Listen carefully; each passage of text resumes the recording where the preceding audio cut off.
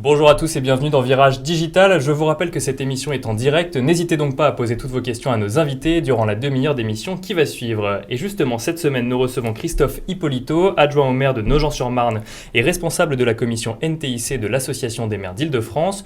Nous recevons également Claude Gissot, directeur de la stratégie des études et des statistiques de la Caisse nationale de l'assurance maladie des travailleurs salariés, plus connue sous le nom de l'assurance maladie. Et enfin, Blandine Classe, rédactrice en chef de la revue des collectivités locales. Ils nous expliqueront dans un instant pourquoi il est nécessaire d'ouvrir et de partager ces données. Frédéric Brajon nous rejoindra un petit peu plus tard afin de nous présenter Saegus dans le pitch de la semaine. Mais tout de suite, place à la revue de presse de la semaine avec la partie, donc la revue de presse de la semaine.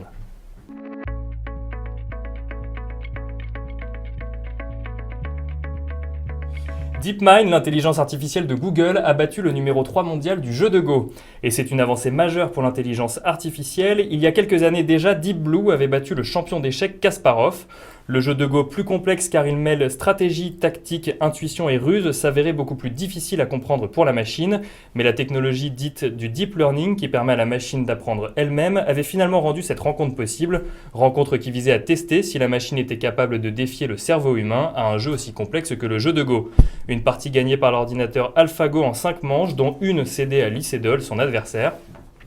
Adversaire qui a déclaré en conférence de presse qu'il pensait que l'humain pouvait toujours faire mieux que la machine, mais qui a reconnu que son adversaire AlphaGo était meilleur sur le plan psychologique et particulièrement sur celui de la concentration.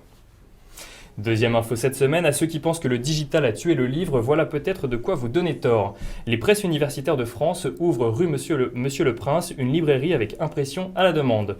Fini donc les stocks énormes des libraires qui reçoivent toutes les nouveautés. Fini également les best-sellers en rupture de stock. Vous pouvez à présent faire imprimer votre livre en 5 minutes.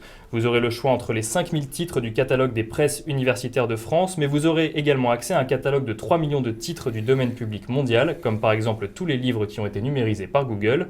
Une librairie où l'on ne viendra plus acheter un livre mais boire un café dans un espace dédié à cet effet. En attendant l'impression de son livre, le digital transforme donc les organisations traditionnelles, mais celles-ci montrent qu'elles ont encore de la ressource. Et enfin, troisième information cette semaine, la mission Etalab ouvre son espace d'échange à l'open data.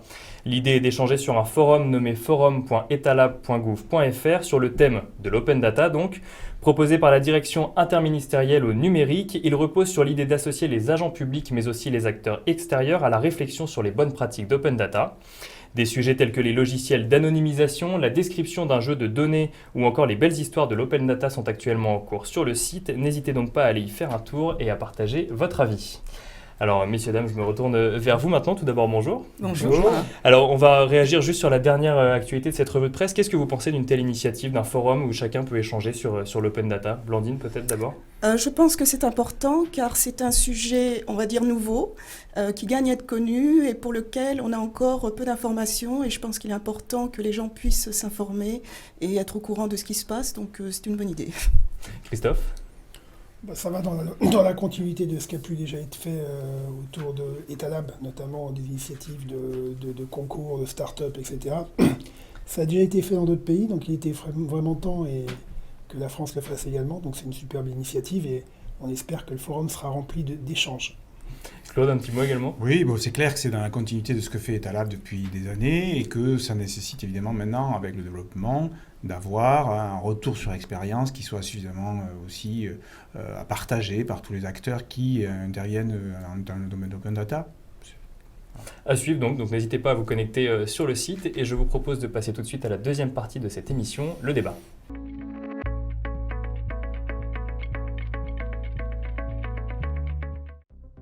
Demain appartient aux plus rapides. Pour vous aider à aller toujours plus vite, nous avons créé une nouvelle entreprise totalement dédiée à l'avenir de votre secteur. Où les hommes, la technologie et les idées font avancer le monde ensemble.